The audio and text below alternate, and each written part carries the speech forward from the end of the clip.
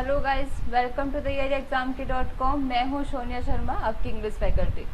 तो कल से हमने स्टार्ट कर दिया था वोकैब सेशन को लेकर के, कुछ रूट वर्ड्स को लेकर के, ताकि आपकी वोकैब अच्छी हो सके, कि आपको कुछ भी लर्न करने की इसमें ज़रूरत नहीं होती है। आपको ब्रेक करके आप वर्ड को उसको एक पूरा कंप्लीट वर्ड आपको बना सकते हैं। ठीक है, तो आज हमारा जो रूट वर्ड है रूट वर्ड है हमारा मॉर्फ, MORPH। ठीक है, मॉर्फ। तो इसको लेकर हम बात करते हैं। जैसे हमारे लिखा हुआ है, आप देख रहे हैं कि मॉर्फोलॉजी। ठीक है, क्या लिखा हुआ है? मॉर्फोलॉजी। अब मैं आपको बताऊँ मॉर्फोलॉजी के बारे में। मैं सबसे पहले तो आप ये जान लीजिए कि जो हमारा आज का टॉपिक है वो क्या बताया मैंने आपको, मॉर्फ बताया। ठीक है, मॉर्फ। ठीक है, मॉर्फ क्या होता है? मॉर्फ होता है शेप। ठीक है, मॉर्फ क्या होता है? शेप। अब बात करते हैं मॉर्फोलॉजी के बारे में। अब यहाँ पर हम इसको बहुत ध्यान से देखिएगा। हमने यहाँ लिखा मॉर्फोलॉजी। अब यहाँ देखिए आप, MORPH। मॉर्फ का मतलब मैंने आपको क्या बताया? शेप। क्या बताया? शेप। ओ से हमने पढ़ा था, कल भी हमने पढ़ा था कि ओ का मतलब क्या होगा? हमारा ऑफ होगा। और लॉजी क्या होता है? एक स्टडी होता है। लॉजी क्या होता है? एक स्टडी होता है। तो जैसे कि हम यहाँ पर देख रहे हैं कि यहाँ पे क्या लिखा है, लिटरली हमारा जो वर्ड है वो द स्टडी ऑफ शेप्स, यानी कि हमारा मॉर्फोलॉजी का मतलब क्या होता है कि शेप के अध्ययन को ही क्या कहा जाता है? मॉर्फोलॉजी कहा जाता है। जैसे हम इंग्लिश वर्ड में द स्टडी ऑफ शेप्स, तो उसको क्या कहेंगे? मॉर्फोलॉजी। अगर हम इसकी बात करते हैं तो ये हमारा जो वर्ड है ये कहाँ पर यूज होता है? तो हमारे साइंस में यूज होता है ये। तो said specifically of that branch of biology that the studies only the shapes and structures of organism। यानी कि जो हमारी बायोलॉजी सब्जेक्ट है उसमें हम जब अध्ययन करते हैं, स्टडी करते हैं शेप्स को लेकर के, और जो हमारे ऑर्गेनिज्म है उसके स्ट्रक्चर को लेकर के, तो वहाँ पे हमारे शेप के बारे में स्टडी की जाती है। तो अगर हम ओनली शेप की स्टडी की हम बारे में बात करते हैं तो उसे क्या कहा जाएगा? मॉर्फोलॉजी। तो आपके लिए बहुत इजी हुआ ये वर्ड कि मॉर्फ का मतलब हमें क्या पता चला कि मॉर्फ का मतलब होता है शेप। और से हमारा क्या हो गया? ऑफ। लॉजी से क्या हो गया? हमारा स्टडी। ठीक है, इतना क्लियर हुआ। नेक्स्ट, अब ये लिखा है हमारा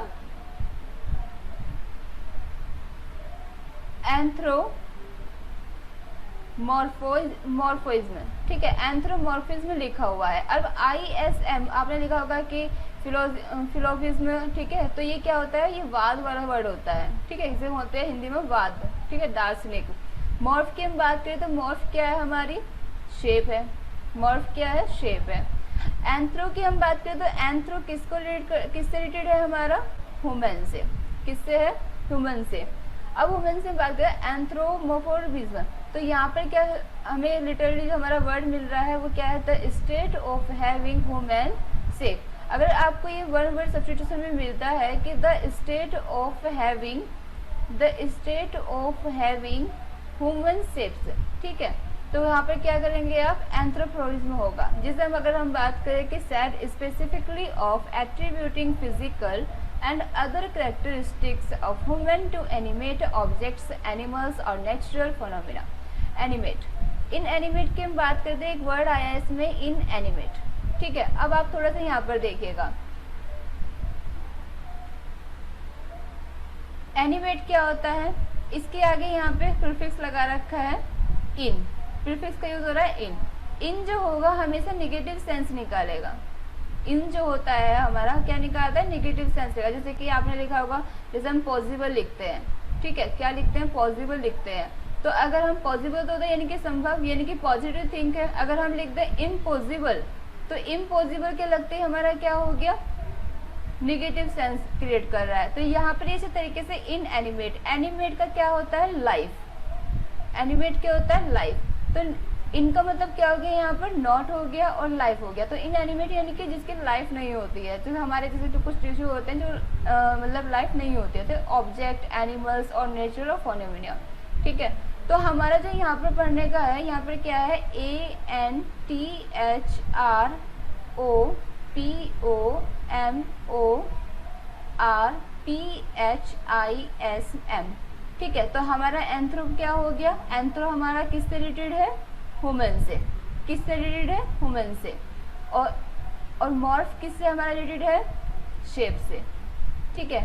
और ये इसमें की हम बात करते हैं कि दार्शनिक वर्ड है, ठीक है, यानी कि एब्स्ट्रैक्ट हमारा नाउन है, एब्स्ट्रैक्ट नाउन है। तो ये क्लियर हुआ, the state of having human shape, ठीक है। तो इस तरीके से हमें ये वोकैब को लर्न करना होगा, ठीक है। अब आगे देखिए, इसी वर्ड से हमारा इसमें दिखाई दे रहा है हमारा क्या वर्ड लिखा हुआ है, अब यहाँ पे लिख लेते हैं।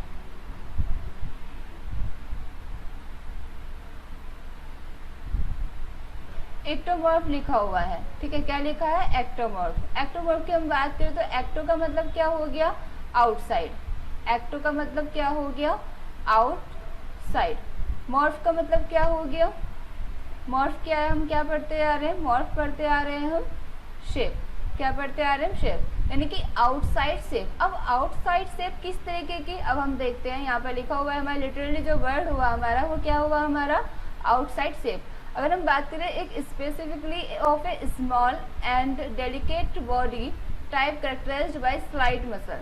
अब स्लाइड मसल क्या होता है, स्लाइड मसल का मतलब होता है आपका एक आपका स्मॉल पार्ट होता है, ठीक है, एक आपका स्मॉल पार्ट होता है आपकी मांसपेशियों का, मसल्स का, जिसमें आपका अलग से बाहरी, जैसे कि आपने देखा होगा कि आपको कोई बीमारी हो गई है, ठीक है, तो मांसपेशी इकट्ठी हो जाती है, पेन होने लगता है, तो पेन क्यों होता है, या तो आपकी खिंचाव हो जाता है, स्वेलिंग आ जाती है, तो वहाँ पे एक वो हिस्सा आपका बाहर के साइड, आउटसाइड वो दिखने लगता है, तो आउटसाइड शेप उसको बोलते हैं, ठीक है।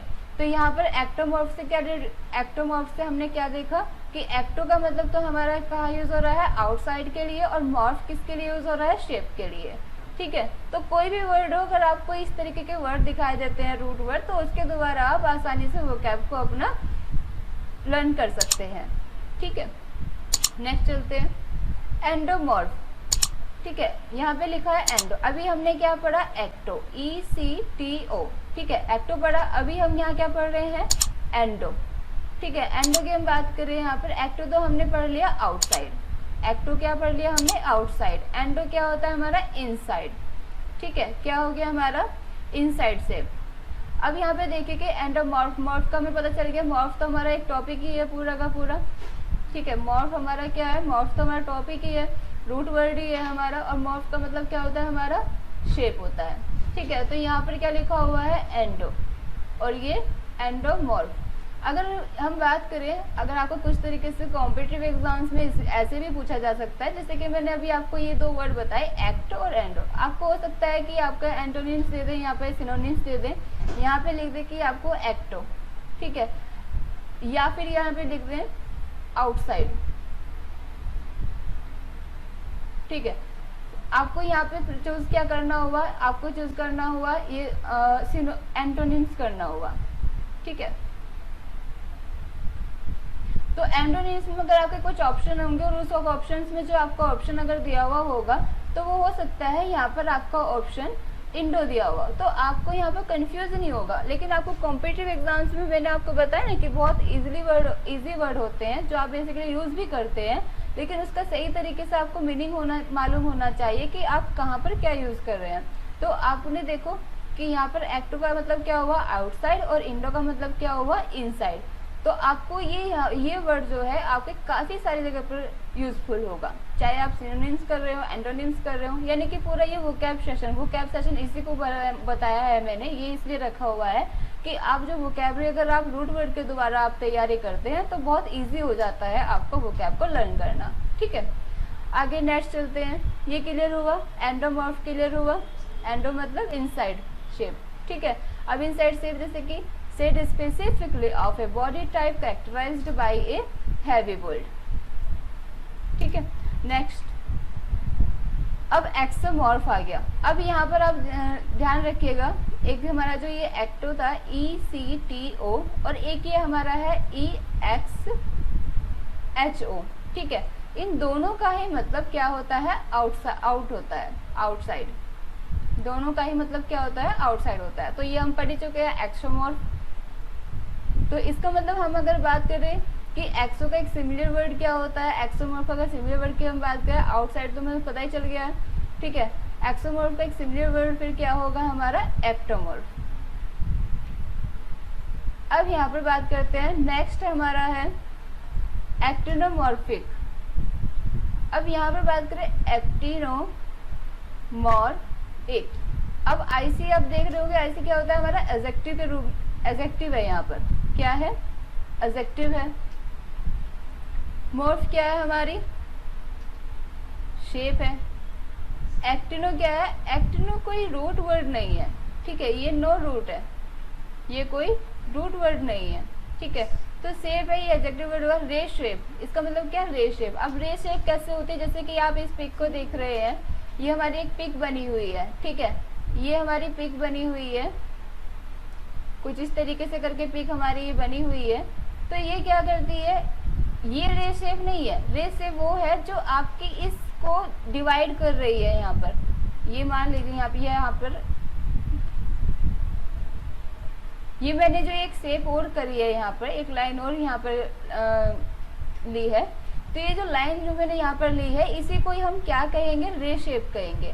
और रे शेप यही नहीं, अगर मैं यहाँ पर लाइन कर देती हूँ तो ये भी रे शेप है, ठीक है, यहाँ कर देती हूँ तो ये भी रे शेप है। इसका मतलब हमें यहाँ पर क्या पता चल रहा है कि ये जो शेप होती है, अगर ये हमारे हिस्सों को मतलब पार्ट में डिवाइड कर रही है, ठीक है, पार्ट में डिवाइड कर रही है, जो भी लाइन हमारे पार्ट में डिवाइड कर रही है वो क्या है, हमारी रे शेप है। जैसे मैंने यहाँ पे बताया ना, ये यहाँ पे लिखा, इस तरीके से एक पिक्चर बनाई हमने, और मैंने इसमें एक ऐसी शेप कर दी, तो ये शेप क्या कर रही है, ये डिवाइड कर रही है इसको, ठीक है, पार्ट कर रही है, इसको पार्ट में डिवाइड कर दिया, इसमें अलग अलग इसके हिस्से कर रही है, तो उसी शेप को हम क्या कहते हैं, रे शेप कहते हैं। इतना क्लियर होगा एक्टिनोमॉर्फिक के बारे में। आगे चलते हैं, एडिलोमॉर्फियस, ठीक है, क्या है एडिलोमॉर्फियस।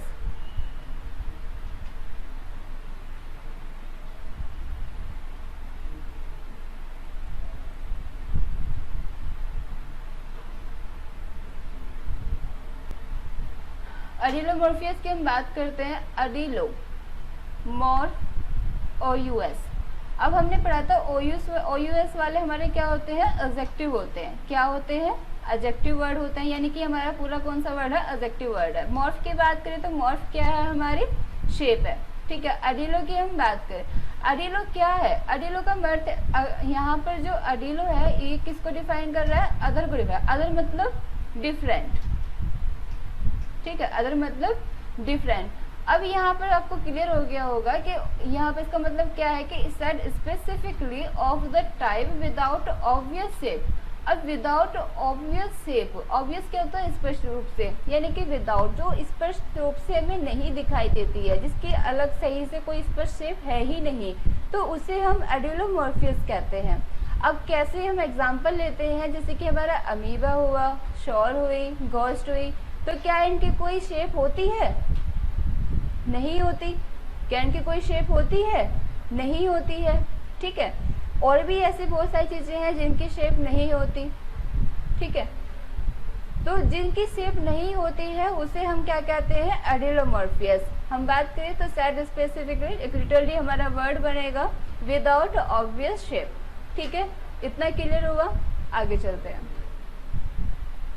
एरोमॉर्फोसिस, ठीक है, यहाँ पर क्या लिखा हुआ है, एरोमॉर्फोसिस।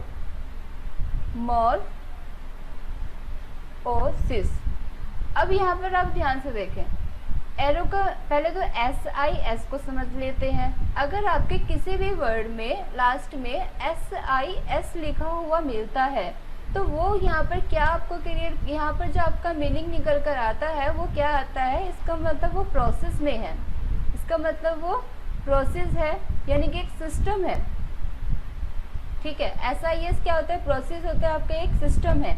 मॉर्फ की हम बात करते हैं तो मॉर्फ क्या है, हमारी शेप है।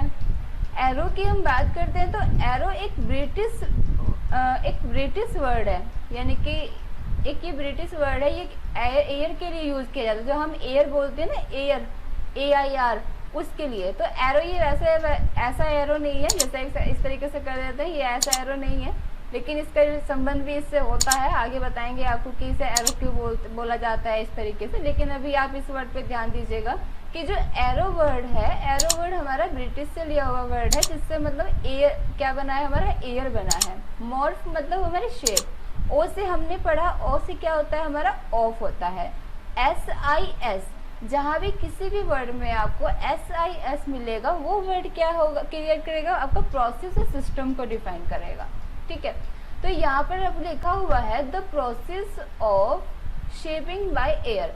अब एयर के द्वारा जो भी शेप होती हैं वो क्या क्या कौन सी होती हैं, एरोमॉर्फोसिस होती हैं। अब कैसे, जैसे डेजर्ट की बात करते हैं, तो जो आपके जो डेजर्ट होते हैं, जैसे कि आपके इस तरीके से लहरें सी होती हैं उसमें, तो वो किसके अकॉर्डिंग होती हैं, वो होती हैं एयर के अकॉर्डिंग, कि जिस रुख को एयर जाएगी आपके, उसी तरीके से वहाँ की उसके जो वहाँ की मिट्टी होती है, रेत होता है, उसकी क्या हो जाती है, शेप बन जाती है।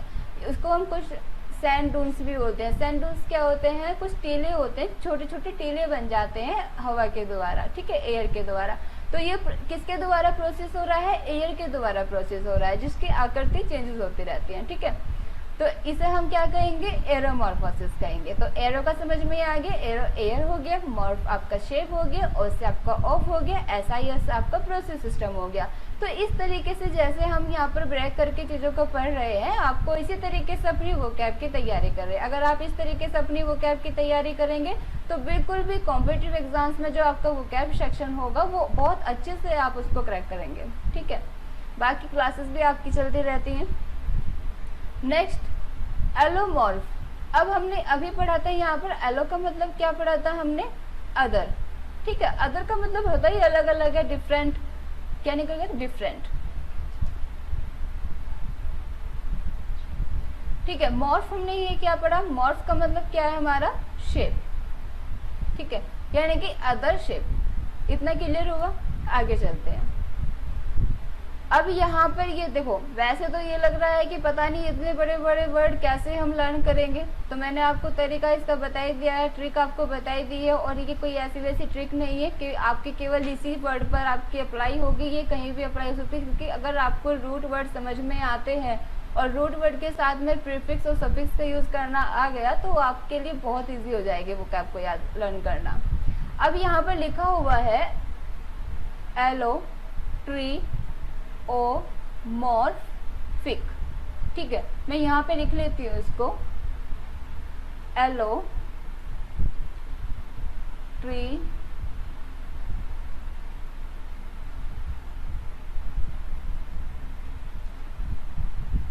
मॉर्फिक। अब एलो हमने क्या पढ़ा, एलो हमने पढ़ा डिफरेंट। एलो हमने अभी क्या पढ़ा, डिफरेंट पढ़ा।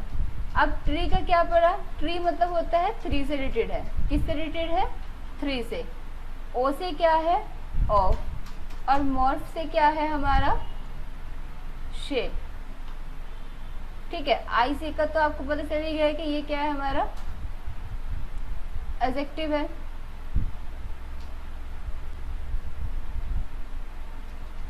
तो अब यहाँ पे पढ़ो आप, different tree of shape adjective, यानी कि इसका मतलब क्या हो रहा है कि अलो ट्री मॉर्फिक, यानी कि यहाँ पर said specifically of a different shape. अब यहाँ पर शेप तो होंगी डिफरेंट, लेकिन उस शेप में जो डिफरेंट होंगी वो कितनी शेप होंगी, तीन होंगी। यानी कि इसमें कितने एलिमेंट्स होंगे, हमारे थ्री एलिमेंट्स होंगे। जैसे कि एक शेप हमारी ये हो गई, ओम है, एक शेप हमारी इस तरीके से हो गई, एक शेप हमारी, तो कुछ इस तरीके से मिलकर जो भी हमारी होगी तो वो क्या होता है, एलोट्रियोमॉर्फिक होती है। तो said specifically of a different shape, इसका मतलब क्या है, इंक्लूड थ्री एलिमेंट्स, इसमें तीन एलिमेंट्स होंगे और वो भी डिफरेंट डिफरेंट। कौन से होंगे, डिफरेंट डिफरेंट। ठीक है, इतना क्लियर हुआ, आगे चलते हैं। अब आते हैं ऑटोमॉर्फिज्म। अब यहाँ पे इज्म की फिर से वही बात आ गई। ठीक है, इज्म क्या होता है, एक बात होता है जैसे फिलोफिज्म हो गया। ठीक है, मॉर्फ की बात करें तो मॉर्फ क्या है, हमारा शेप है। अब तो आपको ये वर्ड क्लियर भी हो गए होंगे। ठीक है, अब तो समझ में भी आ गया हो कि मॉर्फ का मतलब क्या है, बस शेप है। तो आपको यहाँ पर लर्न करने की जरूरत ही नहीं पड़ी, आपको ये कंसेप्ट समझ में आ गया होगा जो मैं आपको समझाना चाह रही हूँ वोकैब के लिए। ठीक है, ऑटो की बात करें तो आपने देखा होगा जैसे कि कुछ हमारे उसमें हिंदी में भी है, ठीक है, इंग्लिश में भी है, पोएट होते हैं, ठीक है, तो वो एक अपनी बायोग्राफी लिखते हैं। एक बायोग्राफी तो होती है, बायोग्राफी क्या होती है कि जो दूसरों के द्वारा लिखी जाती है। ऑटोबायोग्राफी क्या होती है, जो खुद के द्वारा लिखी जाती है। यानी कि ऑटो का मतलब क्या हो गया यहाँ पर, शेल्फ। क्या हो गया यहाँ पर, शेल्फ हो गया। तो यानी कि सेल्फ मॉर्फिज्म। अब सेल्फ शेप का मतलब क्या हो गया, the state of having one's own shape, जिसकी एक अपनी ही खुद शेप होती है। अब कैसी आकृति, किसी की खुद की भी आकृति, जैसे कि ए है, एप्पल है, एप्पल की एक कैसी आकृति होती है, ठीक है, कुछ इस तरीके से आकृति होती है, ठीक है, तो अपनी जिसके खुद की निजी शेप होती है, ठीक है, तो उसे बोलते हैं ऑटोमॉर्फिज्म। अब बैरीमॉर्फोसिस की हम बात करते हैं। फिर से वही वर्ड आ गया जो मैंने आपको बताया था कि SIS, ठीक है, SIS जिस भी वर्ड में आपको मिलेगा यहाँ पर इसका मतलब क्या होगा, वो सिस्टम सेपरेट होगा। इसी को हम क्या कहेंगे, प्रोसेस। ठीक है, मॉर्फ की हम बात करें तो मॉर्फ क्या है, हमारा शेप है। बैरी, अब बैरी की यहाँ पर आप साइंस आपने पढ़े भी होगी, आप पढ़ते हैं। बैरी क्या है, बैरोमीटर। प्रेशर को किसके द्वारा मापने का जो यंत्र होता है कि किसके द्वारा नापा जाता है, तो क्या इसके द्वारा नापा जाता है, बैरोमीटर के द्वारा। तो उसी बैरोमीटर, बैरो से बैरी वर्ड है, ठीक है, उसी बैरो से बैरी वर्ड है जिसका मतलब है प्रेशर। ठीक है, क्या है, प्रेशर है। अब यहाँ पर हमें समझ में आ गया the process of shaping by pressure. जिस तरीके से हमने पढ़ा था, एरो को लेकर के पढ़ा था, जैसे हमने एयर को लेकर पढ़ा था, एयर को लेकर के जो प्रोसेस यानी कि जो शेप बनती है, जैसे कि डेजर्ट हुआ, सैंड ड्यून्स हुए, इस तरीके से। उसी तरीके से अगर हम किसी चीज़ पर दबाव डालते हैं, ठीक है, मान लीजिए कोई भी लिक्विड है, जैसे कि कुछ भी हुआ आपका, उस पर हम दबाव डालते हैं तो उसमें जो उसकी आकृति में चेंजेस आते हैं प्रेशर के द्वारा, किसके द्वारा, प्रेशर के द्वारा जो उसकी शेप में चेंजेस होते हैं, ठीक है, उसे हम क्या कहते हैं, मेटामॉर्फोसिस कहते हैं। ठीक है, तो ये क्लियर हुआ, the process of shaping by pressure. तो जो शेप बनती है किसके द्वारा, प्रेशर के द्वारा, ठीक है, तो उसे क्या कहते हैं, बैरोमॉर्फोसिस, यानी कि उसके शेप के बारे में याद रखिएगा। इस बात का ध्यान रखिएगा कि हमें यहाँ पर जो भी बात कर रही हूँ शेप से रिलेटेड कर रही हूँ। ठीक है, नेक्स्ट। अब यहाँ आता है बैथोमॉर्फिक। क्या आता है, बैथोमॉर्फिक। अब बैथोमॉर्फिक की हम बात करते हैं, characterised by a deep shape. अब बैथो का मतलब क्या होगा, अगर आपको किसी भी कहीं पे भी वर्ड में एक, चाहे आपका कोई भी रूट वर्ड हो, अगर उसमें आपको बैथो नजर आता है तो बैथ का मतलब क्या होता है, डीप होता है। क्या होता है, डीप। और मॉर्फ का तो आपको पता ही है। ठीक है, अब तो आपको आगे आके बोलते हैं, देखो कैसे मन में सोच ही रहे हैं कि हाँ ठीक है शेप है।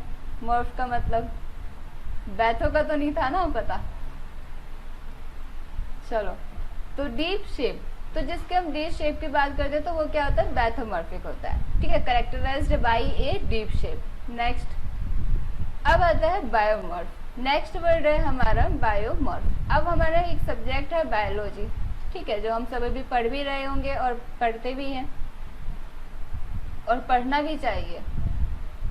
ठीक है, आपको पता तो चला है कि आप जो बने हो कैसे बनते हैं आप। चलो, बायो की बात करते हैं तो बायो किससे रिलेटेड करता है, लाइफ से। ठीक है, किससे रिलेटेड वर्ड है ये, बायो, लाइफ से। बायो मतलब जीव, जीव मतलब लाइफ। ठीक है, जीव कौन होते हैं, जिनकी लाइफ होती है। मॉर्फ की बात करें तो मॉर्फ हमारी क्या है, शेप। मॉर्फ क्या है, हमारी शेप। तो यानी कि लाइफ शेप की बात करते हैं यहाँ पर। ठीक है, नेक्स्ट चलते हैं आगे। अब आता है ब्रैचीमॉर्फिक। क्या आता है, ब्रैचीमॉर्फिक। अब ब्रैची की हम बात करें तो ब्रैची जो है हमारा एक, ब्रैची जो है, ब्रैची हमारा एक मिनी वर्ड है। ठीक है, मिनी चीज के लिए, जैसे कि मान लीजिए जैसे कि कील होती है तो बारीक कील, यानी कि एक मिनी, छोटे से छोटा भाग। ठीक है, किसके लिए, एक छोटे से छोटे भाग के लिए एक ब्रैची वर्ड का यूज किया जाता है। ठीक है, तो मॉर्फ तो आप जान गए हैं कि मॉर्फ का मतलब क्या होता है, शेप होता है, लेकिन यहाँ पर आपको इसका पूरा मीनिंग मालूम होने के लिए इस ब्रैची का मतलब भी मालूम होना चाहिए। तो ब्रैची का मतलब क्या है, हमारा मिनी है, यानी कि छोटे से सब छोटा भाग। तो उसके लिए हम क्या यूज करते हैं, ब्रैचीमॉर्फिक मतलब ए शॉर्ट शेप, मतलब ए शॉर्ट शेप। ठीक है, इतना क्लियर हुआ। आगे चलते हैं, कैकोमॉर्फोसिस। ठीक है, क्या है कैकोमॉर्फोसिस। अब देखो इतने बड़े बड़े वर्ड हैं, अब आप कितना इजी तरीके से आप इसको समझ पा रहे हैं, और आपको मुझे आई होप मुझे लगता है कि आपको इसको याद करने की ज़रूरत ही नहीं पड़ेगी। आप इस मेरे जो मैं आपको कंसेप्ट बता रही हूँ उसको आप समझ पा रहे होंगे। ठीक है, अब यहाँ पर फिर से ये वर्ड आ गया SIS। क्या आ गया, SIS। मॉर्फ का मतलब क्या आ गया हमारा, मॉर्फ मतलब शेप, SIS मतलब प्रोसेस या सिस्टम। ठीक है, कैको की हम बात करते हैं। कैको किसके लिए यूज किया जाता है, एक बैड के लिए यूज किया जाता है, मतलब बुरा। ठीक है, तो बैड शेप यानी कि बुरी शेप के लिए यूज किया जाता है। The process of having a harsh shape. Harsh मतलब होता है मतलब बैड, एक खुरखुरा वर्ड होता है, जैसे खुरखुरा बोलते हैं रफली, है ना, रफ बोलते हैं जैसे। तो हर्ष शेप, जिसकी कैसी होती है शेप, हर्ष शेप होती है। तो कैकोमॉर्फोसिस उसको हम कहते हैं। ठीक है, the process of having a harsh shape. आगे नेक्स्ट चलते हैं। अब ये लिखा है हमारा कोरमॉर्फोसिस, कोरमॉर्फोसिस। ठीक है, तो फिर से वही वर्ड आ गया, द प्रोसेस, क्या आ गया, प्रोसेस मतलब सिस्टम। ठीक है, ओ से क्या आ गया हमारा ऑफ, मॉर्फ से क्या आ गया हमारा शेप, और कोर से क्या आ गया, कोर क्या होता है, एक जैसे कि हमारे कोर होते हैं ना, आईज की कोर होती है, तो उसी के लिए ये यूज किया जाता है कोर वर्ड। ठीक है, तो the pupil of the I, pupil क्या होती है, जो आंखें होती हैं, कुछ इस तरीके से आपको बना के दिखा देते हैं थोड़ा सा। ये जो बीच वाली, इसके एक तो ये होती है आंखें गोल गोल में, ये जो ब्लैक जिसे मैंने डार्क किया है इसको बोलते हैं पुपिल। ठीक है, इसको बोलते हैं पुपिल। ये हुआ क्लियर। चलो नेक्स्ट, अब आता है कैमोमॉर्फ। क्या आता है, कैमोमॉर्फ। अब कैमोमॉर्फ। ठीक है, तो कैमोमॉर्फ की हम बात करते हैं। मॉर्फ क्या हो गया हमारा, शेप हो गया। ठीक है, ओ क्या हो गया हमारा, ऑफ हो गया, और कैम क्या हो गया हमारा, केमिकल। कैम से क्या बना हमारा, केमिकल। तो इतना क्लियर हुआ। अब आपको यहाँ पे क्लियर समझ में आई होगी, क्लियरिटी समझ में आ चुकी होगी कि आपको क्या करना है यहाँ पे रूट वर्ड्स को लेकर के।